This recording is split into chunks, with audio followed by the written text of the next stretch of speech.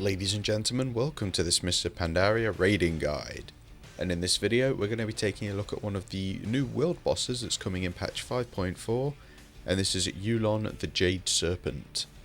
Now this is one of the 4 world bosses you can find on the new Timeless Isle, and he's got some abilities that could cause a few issues if not handled correctly, I suppose like any boss really, but thankfully with it being a world boss there is a spirit healer pretty much next to the arena in which you fight the boss, so if you do happen to die you can just corpse run.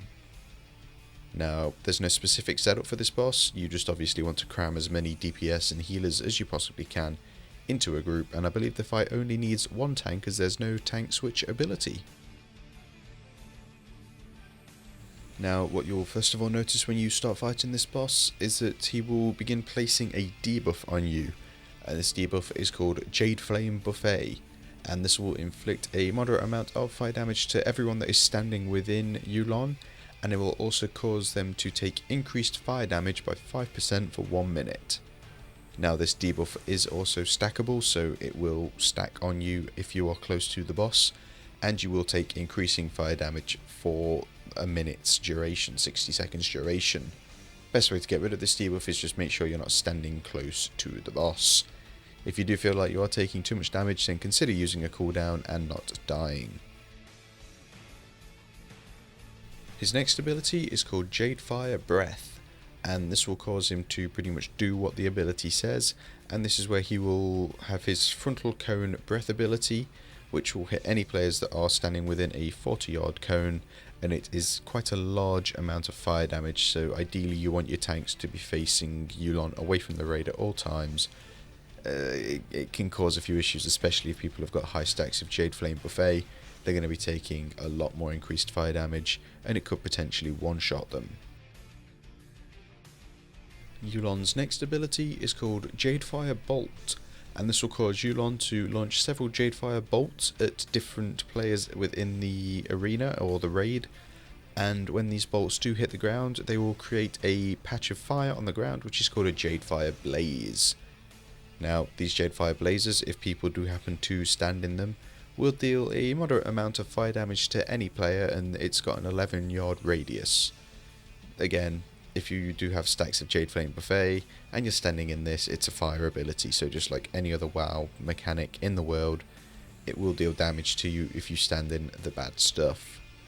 These are, in the video in the background, these are the massive green patches you can see on the floor, and obviously the more people you have in the raid, the more patches you will inevitably get, and you'll have less room to maneuver the longer the fight goes on.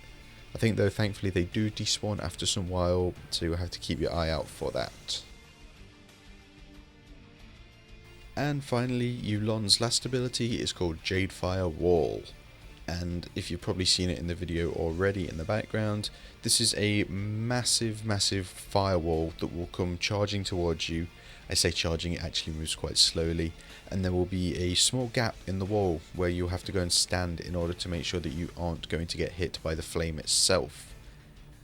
The wall of fire will move from one side of the arena to the other, and you can move in between the gap, so into the gap between the 2 parts of the firewall at any time while it is in the arena. Obviously you're going to have to be aware of any Jade Fire Blazers that are on the floor when you are moving, and if you do happen to get hit by the Jade Fire Wall, it does deal a stupidly high amount of damage. I think it's something like 500,000 damage, not including additional damage from any stacks of Jade Flame Buffet you may happen to have. So yeah, don't get hit by the firewall and make sure you are going through the gap that's presented to you. So that's going to do it for this Mr. Pandaria raiding guide. Thankfully it is a nice and simple boss, and hopefully you shouldn't have too many issues killing it. If you do, then that's what this guide is here for. There's also a written version of this guide available over on the Flask Up website, and I'll put a link to that in the video description below. But for now, thank you for watching, and as always, if you are interested in future Mr. Pandaria raiding guides, then please do feel free to subscribe to the channel.